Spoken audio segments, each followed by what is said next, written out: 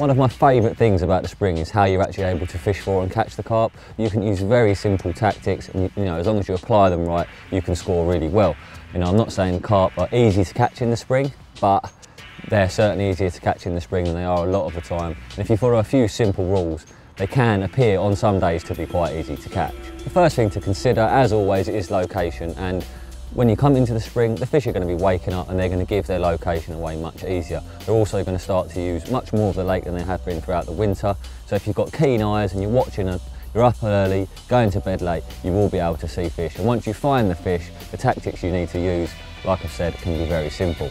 90% of the time in the spring, I'm using either pop-ups or zig rigs. So the bait is suspended up off the bottom, which means that I'm able to cast it pretty much anywhere. So if I see a sign of a fish, I can cast a pop-up rig or a zig straight at it, and providing it doesn't land in thick weed, I know it's going to land and be fishing effectively. That is absolutely key. Attached to one of these rigs is going to be a bright, high attract pop-up, and a lot of the time nowadays I'm using the Goo. There's lots of varieties you can use, and we all have our favourites, but pick one that you like, and I'm sure it will serve you really well, as it has done me and many other people. The key thing is that it's high in colour, it's high in flavour, and the carp can smell it. They know where it is, and it's very easy for them to detect, not only by sight, but by smell also. So the more you can do to make that bait easy for them to find, the more chance you have of getting a pickup, and at the same time, the more chance you have of getting a quicker bite.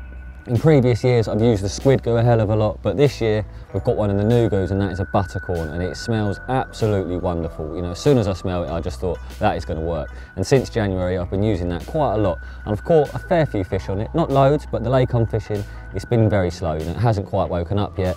Well, actually saying that, that's a lie, it's just starting to wake up. So last 10 days or so, I started doing a fair few fish, but up until this point, it has been quite slow, and I've been catching them on the buttercorn. I've used it on other lakes as well, and I've caught well there too.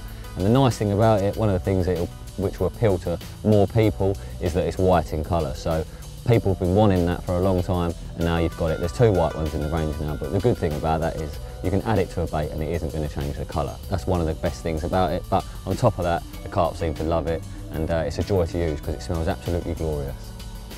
Alongside the buttercorn, there's also a new Scopex Goo in the range, and it smells just like the buttercorn. It smells wonderful. It's an absolute classic, and I'm sure anyone that's been fishing for a number of years will be fond of the smell of Scopex. So that's the second one in the range, and that's available in a Supreme and a Smoke. So you've got the thick and the thin. The thin being for soaking into your baits, and the thick one being for coating around the outside. So one thing I like to do when I'm zigging, wrap the foam around my hook bait. You know, I do that just so I've got a sight marker, and it also separates the bait from the lead. But by covering that bit of foam in Goo as well, I'm able to, rather than just have the piece of foam itself, which has got Goo on it, leaking attraction, having that foam on there just allows me to apply more Goo, and once that goes under the water, it's then leaking off more Goo. Obviously the foam pops to the top, but the initial introduction is far greater like that than by just using a piece of foam on its own. Rigs that I'll be using this time of year, i.e. pop-up rigs or zig rigs, I'm going to be using 2 different types of hook bait. So it'll be foam, or it'll be pop-ups in various sizes and varieties, and the way I prepare the two is slightly different. So with the foam, I pour a load of Goo into a pot, and I literally just drown the foam in it, leave it soaking, and leave it soaking for as long as possible. With the pop-ups, I'm going to apply the Goo more gradually, so rather than just completely drowning them, I'm going to coat them, shake them about in a pot, leave them with the lid off so they can absorb the Goo, and then I'm going to reapply it and keep repeating that process until the liquid's drawn right the way through to the core.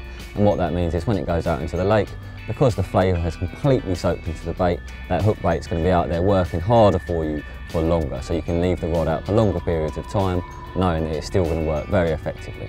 To summarise spring fishing, I would say that if you can concentrate all your efforts on finding the fish first, once you've located them, then you need to think about what rig you're going to use, make sure it will present in that area, and then to that attach a bright, high attract hook bait. If you can do that, the bites really can come thick and fast.